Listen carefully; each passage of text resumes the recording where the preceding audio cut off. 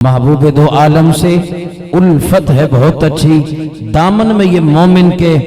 دولت ہے بہت اچھی، قرآن بہت اچھا،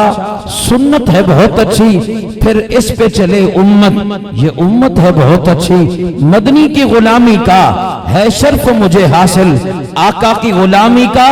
ہے شرف مجھے حاصل، اللہ کی قسم میری، اللہ کی قسم میری قسمت ہے بہت اچھی، 100 جان کے بدلے میں بس ایک جھلک مل جائے، 100 جان کے بدلے میں، 100 جان کے بدلے میں بس ایک جھلک مل جائے، سودا ہے بہت اچھا، قیمت ہے بہت اچھی، ہوتی ہے ہر انسان میں عادات کچھ اچھی بھی، لیکن مدنی کی ہے ایک عادت ہی بہت اچھی، پڑھتا ہوں میں نعت ان کی، لکھتا ہوں میں نعت ان کی، آتی ہے صدا دل سے، حسان سے یہ تیری نسبت ہے بہت اچھی۔ ہم سب کی نسبت آقا دو جہاں صلی اللہ علیہ وسلم کے ساتھ ہے، اور یہ نسبت بہت ہی اچھی ہے کہ اللہ پاک نے بن مانگے اپنے محبوب کی امت پہ پیدا فرمایا۔ جس نبی کی امت میں آنے کے لیے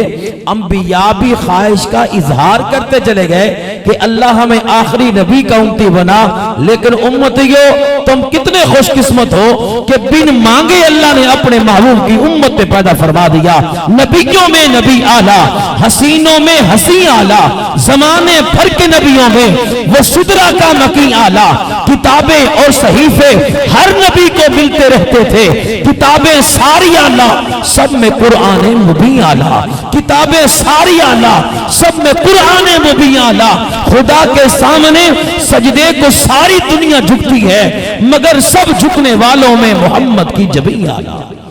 مگر سب جھکنے والوں میں محمد کی جبین اعلیٰ۔